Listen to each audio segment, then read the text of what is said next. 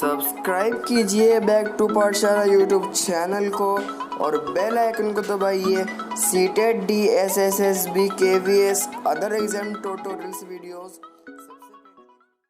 नमस्कार दोस्तों, back to पाठशाला चैनल में एक बार आप सभी का फिर से स्वागत है। और आज मैं आपके साथ सीटेट की CDP की ट्रिक्स लेके आया हूँ, जहाँ से आप टैग वर्ड्स देखते ही क्वेश्चन को 2 सेकंड में ही सॉल्व कर देंगे। और ये ट्रिक बहुत ही आसान है और इसको आप देख के आगे मैं इस वीडियो में आपसे इसके बारे में बात करूँगा और क्वेश्चन भी सॉल्व करके दिखाऊँगा कि जैसे कि कैसे कीवर्ड्स और टैग वर्ड्स आपके क्वेश्चंस में आते हैं। तो चलिए, आज जो हमने एक टॉपिक लिया है और एक बहुत आसान टॉपिक से स्टार्ट करके हार्ड टॉपिक तक हम जाएंगे, तो प्रगतिशील शिक्षा। तो प्रगतिशील शिक्षा के बारे में हम यहाँ पे बात कर रहे हैं और सबसे ज़्यादा इम्पॉर्टेंट है, जब इस शिक्षा के बारे में बात करते हैं तो इसमें वो सारी चीज़ें आ जाती है जहाँ पे नए नए उपागमों का प्रयोग किया जाए, विद्यार्थियों को मौके दिए जाए, अवसर दिए जाए, शिक्षा पे बल दिया जाए, सीखने पे बल दिया जाए, समूह में कार्य करने पे अधिक बल दिया जाए, विषय वस्तु पे अधिक बल दिया जाए, रचनात्मक कार्यों पे बल दिया जाए। तो ये सारी चीज़ें इसकी पहचान है। तो चलिए एक एक पॉइंट्स के साथ हम इसे क्लियर करते हैं और फिर मैं इसके क्वेश्चंस आपको बताता हूँ कि किस तरीके से आपके क्वेश्चन में ये पॉइंट्स आते हैं और जिनसे आप आसानी से इन वर्ड्स को ढूंढ के अपना क्वेश्चन एक्यूरेट कर सकते हैं 2 सेकंड में ही। तो चलिए, तो करके सीखना बल के कि ज़्यादा से ज़्यादा बालक को हमने करने के मौके देने हैं, उसे अवसर देने हैं। करके सीखना मतलब अवसर देने हैं उसे ज़्यादा से ज़्यादा कि वो खुद स्वयं उसका हल निकाले। तो जहाँ पे ये वर्ड आपको दिख जाए, खुद, स्वयं, अवसर या करके सीखना, तो बिल्कुल पॉजिटिव टैग वर्ड है। इसको देखते ही आप यही वाला राइट आंसर लगाएंगे। अभी इसके क्वेश्चन में आपको बताऊंगा 2 से 3 इसी वीडियो में। जीवन भर चलने वाला अधिगम, तो यहाँ पे ये करके सीखना मतलब जो आपने एक बार सीख लिया करके, जिसमें आपने अपनी रचनात्मक अपनी क्रिएटिविटी दिखाई, तो वो जीवन भर चलने वाला वो अधिगम है। जैसे कि फॉर एग्जांपल, एक बच्चे को हम गिनती सिखाते हैं, उसके बाद वो 100 तक जाता है, फिर उसके बाद वो टेबल्स पे जाता है, फिर मल्टीप्लाई तक, फिर डिवाइड, ऐसे प्लस माइनस। तो ये क्या है? जीवन भर, क्योंकि उसे यहाँ से स्टार्ट किया था, यहाँ तक वो पहुँच गया और यहाँ से वो क्या, लाखों अरबों तक की काउंटिंग तक पहुँच गया। तो जीवन भर चलने वाला अधिगम है। ठीक है, तो इस पे भी हम जोड़ देते हैं प्रगतिशील शिक्षा में। रचनात्मक विधि, तो हमें रचनात्मक उसकी क्रिएटिविटी को, उसके कार्य को और रचनात्मक जो उसने सीखा है उसको और ज़्यादा अवसर देके उसे जटिल बनाना है ताकि वो जटिल समस्याओं को हल कर सके। तो रचनात्मक विधि का भी प्रयोग कर सकते हैं इधर। ठीक है, ये ऑप्शन में आपको कहीं पे भी दिख गया। रटन प्रणाली से मुक्त, तो प्रगतिशील शिक्षा का सबसे मुख्य उद्देश्य क्या है? वो रटने पे जोर नहीं देती है, वो करके सीखने पे जोर देती है। जीवन भर चलने पे कि जो सीखा है उसको जीवन भर आगे लेके जाया जा सके, उस पर जोर देते हैं। रटने पे जोर नहीं दिया जाता। और एनसीए में तो ये नेगेटिव टैग वर्ड है, अगर जहाँ पे ये पूछा जाए तो ये भी आप रॉन्ग निकाल देंगे वहाँ पे। अगर क्वेश्चन में रॉन्ग वाला पूछा है, राइट वाले पूछा है, तो आप ये 3 ले सकते हैं। ठीक है, 4th पे चलते हैं, सामूहिक कार्य पे बल। ग्रुप, व्यक्तित्व और सामूहिक दोनों। तो मगर हम यहाँ पे सामूहिक गतिविधियों पे बात करेंगे, जहाँ पे प्रत्येक बालक को ये कहा जाता है, या क्लास में जो शिक्षक जो होते हैं उनका प्रमुख कर्तव्य है कि सामूहिक कार्य पे बल दे, बच्चों को ग्रुप में काम करने के लिए प्रोत्साहित करें, जिससे बहुत सारे आइडियाज़ निकल आ सके। तो ये पॉजिटिव टैग वर्ड्स है। ठीक है, ये बात होगी। समस्या समाधान, प्रगतिशील शिक्षा में बालक खुद ही समस्याओं का हल निकालने की कोशिश करते हैं। तो जो बालक है वो स्वयं समस्याओं को खुद करके अगर वो उलझ रहा है तो जब शिक्षक से हेल्प लेगा, मगर सृजनात्मकता में, क्रिएटिविटी में वो बालक खुद ही समस्याओं को हल निकालने के लिए आगे बढ़ जाते हैं। तो ये एक टैग वर्ड मिल गया। विषय वस्तु पे अधिक से अधिक बल, तो ये जो प्रगतिशील शिक्षा होगी, इसमें जो विषय वस्तु इनका पाठ्यक्रम है उस पर अधिक से अधिक बल दिया जाएगा, उसे लचीला बनाया जाएगा, परीक्षाओं को लचीला किया जाएगा, अंक की जगह उनके सीखने पे ज़्यादा वेटेज दिया जाएगा, उनके बाहरी जीवन से इसको जोड़ा जाएगा जो विषय वस्तु होगा। एनसीएफ वाली बात, तो ये बिल्कुल पॉजिटिव टैग वर्ड है। स्वतंत्रता पे आधारित, इसमें किसी तरीके की रोक टोक या पाबंदियाँ या नियम नहीं होने चाहिए, उनके सीखने पे स्वतंत्रता पर आधारित होना चाहिए। वो स्वतंत्र रूप से सीख सके इसमें और ज़्यादा से ज़्यादा सीख सके। उनकी अवसर देने पड़ेंगे, उनकी आवाज़ को तवज्जो देनी पड़ेगी, उनकी भाषा को, उनके करके सीखने को, तो ज़्यादा से ज़्यादा हमें क्या देनी पड़ेगी? तवज्जो। तो स्वतंत्रता पे आधारित होगी, बालक पे किसी भी तरीके का प्रेशर नहीं डालेंगे। ठीक है, ये यहाँ पे क्लियर हो गया। नए नए उपागम, तो ये हमारे कंप्यूटर हो गया, पीपीटी हो गया। ठीक है, ऑडियो विजुअल हो गया, ऐसे अनगिनत, टीवी हो गया। ठीक है, मोबाइल हो गया, तो यहाँ से भी हम बहुत सारी चीज़ें सीख लेते हैं नए नए उपागमों से, ठीक है। तो ये था प्रगतिशील शिक्षा के वो टैग वर्ड जो आपके क्वेश्चन में आपको हर बार दिखते हैं, 2 सेकंड में आप अपने आसानी से पहचान लेंगे। अब इसमें मैं आपको क्वेश्चंस दिखाता हूँ, वो आप देखिए कि किस तरीके के क्वेश्चन आपके इस चैप्टर से आते हैं और किस तरीके से आप इनको आसानी से सॉल्व करेंगे। तो चलिए आगे बढ़ते हैं। आपने वो वीडियो में देखा था कि मैंने ट्रिक समझाई थी आपको प्रगतिशील शिक्षा के टैग वर्ड, तो अब उसके हम क्वेश्चन देख लेते हैं। तो पहला क्वेश्चन हम उठाते हैं, प्रगतिशील शिक्षा के संदर्भ में निम्नलिखित में से कौन सा कथन जॉन डीवी के अनुसार समुचित है? ए, कक्षा में प्रजातंत्र का कोई स्थान नहीं होता। बी, विद्यार्थियों को स्वयं ही सामाजिक समस्याओं को सुलझाने में सक्षम होना चाहिए। सी, जिज्ञासा विद्यार्थियों के स्वभाव में अंतर्निहित नहीं होनी चाहिए, अपितु इसका कर्षण संवर्धन करना चाहिए। या ऑप्शन डी, कक्षा में विद्यार्थियों का निरीक्षण करना चाहिए, ना कि उन्हें सुनना चाहिए। तो चलिए अब इसमें हम उस टैग वर्ड के अकॉर्डिंग देखते हैं। तो पहली बात जो इसमें कही गई है,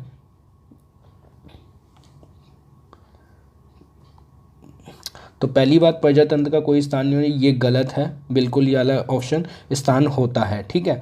दूसरा, विद्यार्थी को स्वयं ही सामाजिक समस्याओं को सुलझाने में सक्षम होना चाहिए। तो जो हमारी उसमें बात की गई थी सामाजिक समस्याओं को सुलझाने में, तो वो बात बिल्कुल ठीक है जो हमने टैग वर्ड यूज़ किया था। तो उसमें ये बातें कही गई थी कि समस्याओं को सुलझाने पे जोर देना चाहिए। चलिए तीसरे पे चलते हैं, विद्यार्थी जिज्ञासा विद्यार्थी को स्वभाव में अंतर्निहित नहीं है, ये भी गलत है। नहीं वाले जितने भी टैग आपके वो वर्ड आएंगे वो सारे गलत है और इसका कर्षण और संवर्धन करना चाहिए। तो नहीं जहाँ पे प्रयोग हो गया वो ऑटोमेटिकली नेगेटिव हो गया आपका।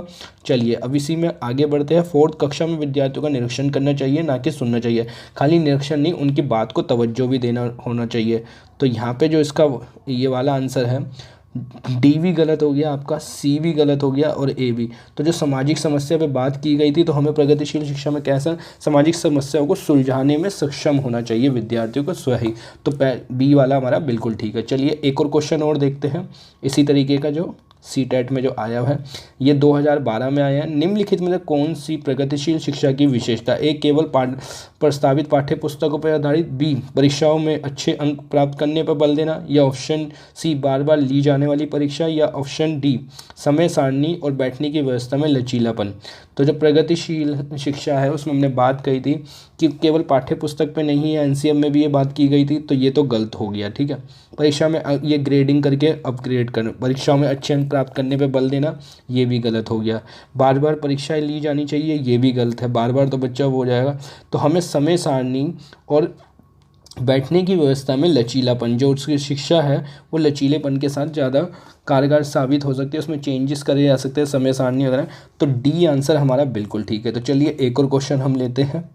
तीसरा क्वेश्चन, प्रगतिवादी शिक्षा CTET 2015 में इस मत पर विश्वास करते हैं कि शिक्षक को अपने उपागम में दृढ़ रहना है और वर्तमान समय में बिना दंड के प्रयोग किए बच्चों को पढ़ाया नहीं जा सकता। पहला, नहीं पढ़ाया जा सकता, गलत, ये पहला ऑप्शन गलत हो गया। समस्या समाधान और आलोचनात्मक चिंतन पर अधिक बल देती है। ऑप्शन सी, अनुबंधन और पुनर्बलन के सिद्धांतों पर आधारित है। ऑप्शन डी, पाठ्य पुस्तक पर आधारित है, क्योंकि वह ज्ञान के एकमात्र वैध है। तो जो हमारा समस्या समाधान था, जहाँ पे उसको हम चिंतन पर अधिक बल देंगे, तो हमारा बी आंसर, जहाँ पे समस्या समाधान और आलोचनात्मक चिंतन पर अधिक बल देती है, तो उस पर बात की जा रही है यहाँ पे। तो हमारा आंसर होगा इसका बी आंसर होगा, बिल्कुल राइट है। चलिए, तो यहाँ पे हमें जो बालक है प्रगतिशील शिक्षा में, वो समस्या समाधान और आलोचनात्मक चिंतन पर अधिक बल देते हैं, क्योंकि यहाँ पे हम बालक को ज़्यादा अवसर देंगे और वो समस्या का कारण भी ढूंढ सकेगा। ठीक है, चलिए एक और क्वेश्चन लेते हैं इसी टाइप का। प्रगतिशील शिक्षा का आधार होता है ए, वैज्ञानिक, बी, तकनीकी। ऑप्शन सी, ए, बी या डी, आदर्शवादिता। तो जो प्रगतिशील शिक्षा है उसमें तकनीकी का ही प्रयोग करते हैं हम, नए नए उपागमों का और साइंटिफिक सोच का भी प्रयोग करते हैं। तो हमारा ए और बी दोनों सी आंसर होगा, ठीक है जी, इसका भी। चलिए एक और क्वेश्चन लेते हैं इसके बाद। शिक्षण अधिगम प्रक्रिया को प्रभावी बनाना उद्देश्य है। ए, बाल केंद्रीय शिक्षा से, बी, प्रगतिशील शिक्षा से, सी, आदर्शवादी शिक्षा से, या डी, प्रगतिवादी। तो आप प्रगतिवादी शिक्षा से भी नहीं बना सकते, खाली आदर्शवादी से नहीं चलेगी।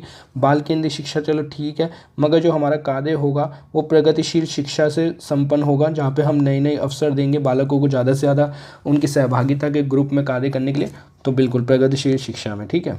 चलिए एक और क्वेश्चन लेते हैं। किसी प्रगतिशील कक्षा की व्यवस्था में शिक्षक एक ऐसे वातावरण को उपलब्ध कराकर अधिगम को सुगम बनाता है जो खोज को प्रोत्साहन देता हो, बी नियामक हो, सी समावेशन को हतोत्साहित करता हो, या ऑप्शन डी आवृत्ति को बढ़ावा देता हो।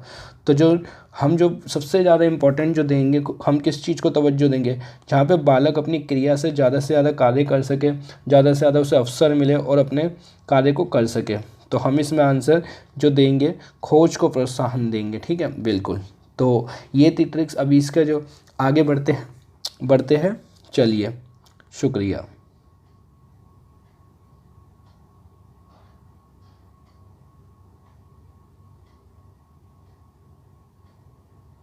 चलिए वीडियो में आगे बात करते हैं। पहले उसमें हमने आपको समझाया कि कैसे ट्रिक से सॉल्व करते हैं। अब दूसरा लेते हैं बाल केंद्रित शिक्षा का। इससे पहले हमने लिया था प्रगतिशील शिक्षा का। तो बाल केंद्रित शिक्षा जो होगी वो जो हमारी बालक सेंटर्ड होगी, उसमें शिक्षक जो होगा वो गौण भूमिका में होगा, बालक जो होगा मुख्य भूमिका में होगा। तो चलिए उसी पे बात करते हैं और इन्हीं टैग वर्ड से आप चुटकियों में 2 सेकंड में क्वेश्चन सॉल्व कर लेंगे। तो चलिए आ जाइए बोर्ड की तरफ। मुख्य बिंदु में जो हमारा होगा वो बालक होगा, हमेशा ध्यान रखना। शिक्षक जो होगा हमारा गौण भूमिका में पीछे रह के अपने का है। और जो बाल केंद्रित शिक्षा में जो सबसे महत्वपूर्ण जो होगा, मातृभाषा में उसको थोड़ा सा जोड़ा जाएगा विद्यालय की शिक्षा से, और फिर बाहरी जीवन से जोड़ना है उसे, फिर उसको विद्यालय शिक्षा जो उसका नियम है उसके साथ उसको अटैच करना है जब उस शिक्षा में आगे बढ़ेगा। और बाल केंद्रित शिक्षा, ठीक है। अब जो सक्रिय जो वर्ड है सबसे ज़्यादा इंपॉर्टेंट है बाल केंद्रित शिक्षा में।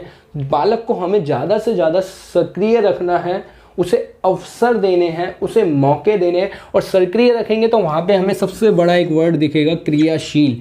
तो क्रियाशील रहेगा वहाँ पे। और क्रियाशील वो व्यक्तिगत तौर पे भी रह सकता है और सामूहिक तौर पे भी, ठीक है। तो ये 2 तरीके से रह सकता है, व्यक्तिगत तौर पे और सामूहिक, ठीक है। ये 2 तरीके के, इधर वो अकेला वर्क करेगा, यहाँ पे ये जो होगा वो ग्रुप में 5 से 10 लोगों के ग्रुप में, और यहाँ पे वो अकेला वर्क करेगा, सिंगल, ठीक है। अब जो अवसर देंगे तो यहाँ पे वो क्या होगा, उसके चहुमुखी विकास होगा, चहुमुखी विकास। जितने ज़्यादा हम उसे अवसर देंगे करके सीखने के, तो यहाँ पे उसका जो होगा चहुमुखी विकास भी होगा। तो बाल केंद्रित शिक्षा का जो मुख्य उद्देश्य है वो चहुमुखी विकास भी है। सहभागी, तो हमें जो बालकों को इधर बनाना है, सहभागी बनाना है, एक दूसरे के साथ मिलके काम करने वाला बनाना है, और एक दूसरे की समस्याओं को हल करने वाला, एक दूसरे की मदद करने वाला। तो यहाँ पे सहभागी से बना सहभागिता, कि सभी की सहभागिता होनी चाहिए उस काम में, सभी को जोड़ा जाना चाहिए, सभी को एक साथ लेके चलना चाहिए, ये बात क्या। और जब वो एक साथ चलेंगे तो हर समस्या का समाधान भी कर लेंगे। तो ये जो टैग वर्ड्स है इसी से क्वेश्चंस आपके बनते हैं। बहुत ही सिंपल तरीके से मैंने वो टैग वर्ड्स निकाले जो प्रीवियस ईयर में आपके क्वेश्चंस आ चुके हैं। तो चलिए इसके क्वेश्चंस हम आगे सॉल्व करते हैं और उनको देखते हैं कि वो कैसे सॉल्व होते हैं, और इन्हीं टैग वर्ड्स पे होंगे। ऐसे पूरी CDP और हिंदी के मैं टैग वर्ड्स पे लेके आ रहा हूँ ये ट्रिक सीरीज, तो इसको जरूर लाइक करना, ठीक है। अगले पार्ट में भी, दूसरे पार्ट में हम मिलेंगे, ये पहला पार्ट है, तो जरूर वीडियो को लाइक शेयर ज़्यादा से ज़्यादा करना। तो चलिए क्वेश्चंस देखते हैं इसके आगे। शिक्षा शास्त्र का अर्थ है, 2016 में ये क्वेश्चन आया हुआ है। ए, बच्चों को नैतिक शिक्षा देना, बी, शिक्षक का अनुमान और अनुकरण करने के लिए कहना कि शिक्षक को ही तवज्जो दी जाए। बाल केंद्रित शिक्षा में बिल्कुल गलत है, अनुमान और अनुकरण करने के लिए। चलिए, और तीसरे पे हम चलते हैं, बच्चों को अभिव्यक्ति और उसकी सक्रिय भागीदारी को महत्व देना, या ऑप्शन डी, बच्चों को पूर्ण रूप से स्वतंत्रता देना। तो जो हमने इसमें बात कही थी बाल केंद्रित शिक्षा में, तो हमने उसको क्या दिया था, उन्हें सक्रिय रखना, उनकी भागीदारी को और उनकी अभिव्यक्ति मतलब उनको अवसर देने। तो सी वाला आंसर हमारा बिल्कुल ठीक है। जितने इस तरीके से आप पॉजिटिव टैग वर्ड्स देखिए और आसानी से आप अपने आंसर निकाल लीजिए। तो चलिए एक और क्वेश्चन लेते हैं इसी तरीके से। बाल केंद्रित शिक्षा में प्रमुख स्थान दिया गया, ए, गतिविधियों को, बी, प्रयोग को, या सी, ए, बी, दोनों को, या मानवीय मूल्यों को। तो बाल केंद्रित शिक्षा में जो दिया गया है, समूह चर्चा पे, समूह कार्य में बल दिया गया, प्रयोगों पे, नए उपागमों को प्रयोग कर सकते हैं। तो ए और बी दोनों बिल्कुल राइट आंसर है इसका। चलिए एक और क्वेश्चन लेते हैं हम, 27वां इसी तरीके का। प्रगतिशील शिक्षा का आधार होता है वैज्ञानिकी, तकनीकी, या ए और बी दोनों, या आदर्शवादिता। तो प्रगतिशील शिक्षा में हम साइंटिफिक और तकनीकी दोनों तरीके की, तो हमारा बिल्कुल सी आंसर होगा इसका, ठीक है। चलिए एक और क्वेश्चन आगे बढ़ते हैं। अभी ये क्वेश्चन उसमें भी आया था हमारे पीछे। चलिए एक और क्वेश्चन लेते हैं हम। निम्नलिखित में कौन सी स्थिति बाल केंद्रित कक्षा कक्ष को प्रदर्शित कर दी, ए, एक कक्षा जिसमें शिक्षिका नोट लिख देती है और शिक्षार्थियों से उन्हें याद करने के लिए कहती है।